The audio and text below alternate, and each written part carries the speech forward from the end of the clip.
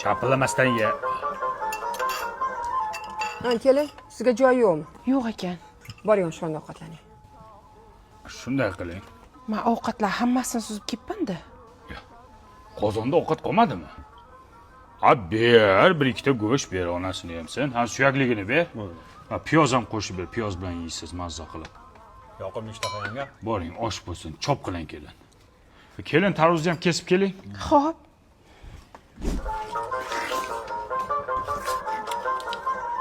Kelin. Tarvuzga tegmasa turing, telefon bo'lib qoldi. Hozir. Ha, Rayimboy.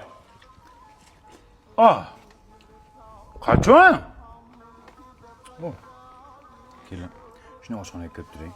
Shunday gaplashib olay telefonda. Bitta tarvuz ber kelinga. Boring, ermak qilib turasiz, boring. Tishlangan-ku bu.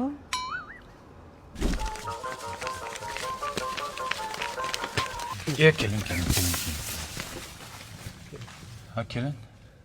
İşingiz yo'qmi? Hamma ishlarim qilib bo'ldim. Boring, endi ishlarni yuvamiz, oilaviy shunday gaplashib olayotgandek hisob kitobimiz bor edi. Yuvib bo'ldim. Chaying bo'lmasam kelin. Mayli. Yanga, mana shuni musorga tashlab yuboring.